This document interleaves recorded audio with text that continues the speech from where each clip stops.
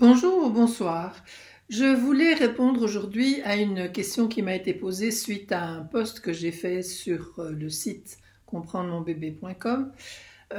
L'idée était de parler de la motricité libre, donc de laisser le bébé le plus mobile possible pour lui permettre de développer, d'explorer toutes les directions, pour qu'il sente bien ce qu'il fait, où il est, comment il travaille avec son corps, finalement travaille entre guillemets, comment il apprend avec son corps, parce que en réalité c'est ça que font les bébés. On a l'impression qu'ils jouent, mais en réalité ils apprennent. Et donc une des questions c'était comment je fais pour essayer de maintenir mon bébé au sol si il veut toujours se mettre debout. Alors, un bébé ne veut pas a priori se mettre debout quand il est tout petit.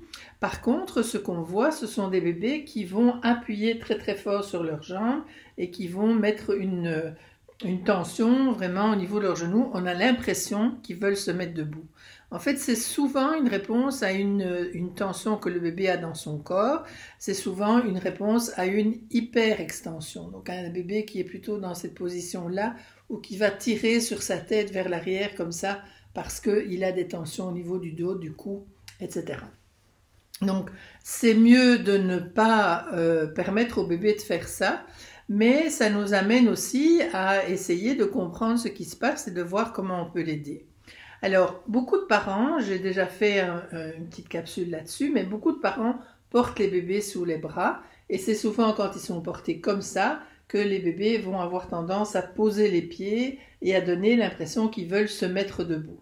Donc, quand on fait ça et qu'on voit que le bébé pousse vraiment sur les pieds, la première chose à faire, c'est de mettre une main dans sa base et vous allez voir que tout de suite le bébé va remonter les genoux et il va lâcher son appui sur les pieds. Donc ça va diminuer la tension qu'il peut avoir dans le dos. C'est déjà une première chose.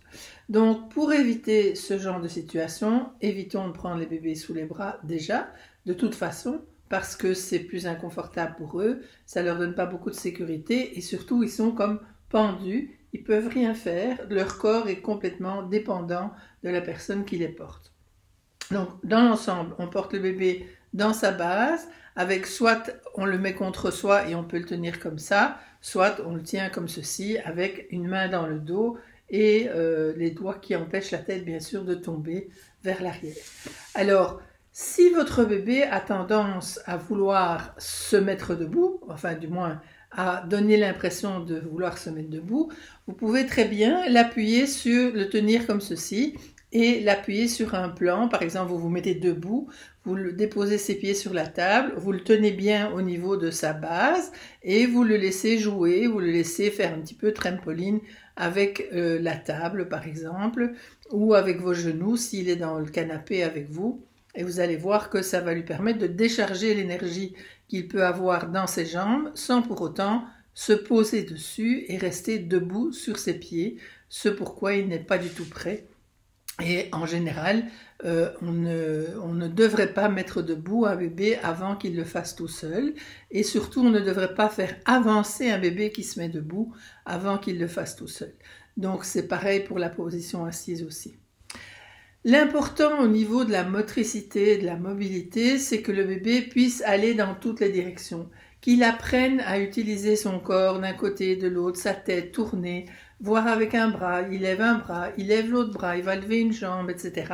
Il va bouger dans tous les sens et à un moment donné, il va faire des expériences et il va répéter des mouvements à de nombreuses reprises. Tout ça va lui permettre aussi d'intégrer ses réflexes archaïques, des réflexes qui sont là depuis bien avant la naissance et qui vont petit à petit être transformés en des mouvements volontaires.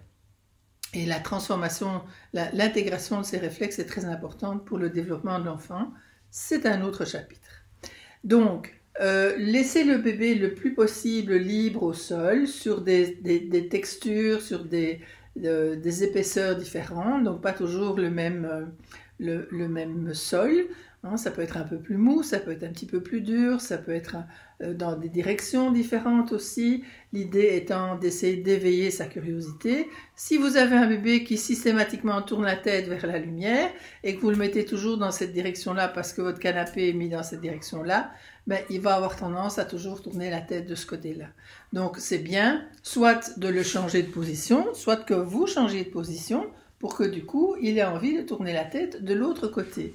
Ça, c'est le grand secret, c'est vraiment d'être très mobile avec l'enfant, de lui permettre vraiment de bouger dans toutes les directions, d'être attiré d'un côté, attiré de l'autre, regarder au-dessus, regarder en dessous, dans toutes les directions. Et pour ça, il a besoin d'avoir des partenaires de jeu. C'est difficile sinon pour lui de faire ça tout seul. Donc si ça bouge autour de lui, s'il a des frères et des sœurs, tant mieux. Sinon, c'est papa ou maman qui vont devoir s'y coller. Et c'était un moment vraiment très très chouette, très sympa qu'on peut passer ensemble.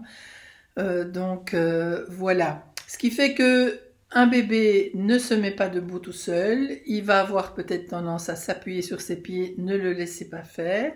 Et si votre bébé le fait déjà, parce que vous ne saviez pas, c'est important d'essayer de ne pas l'encourager à continuer à faire ça. Donc, 1, ne le portez plus sous les bras. Et 2, quand vous voyez que à un endroit où il a tendance à appuyer sur ses pieds, tenez-le dans sa base pour que ses pieds ne soient pas en appui avec son corps directement en une fois. Voilà, ça c'est pour la position debout. Je vous ferai d'autres petites capsules parce que j'ai eu d'autres questions, mais je trouve que en dire trop en une fois, c'est parfois aussi un peu envahissant.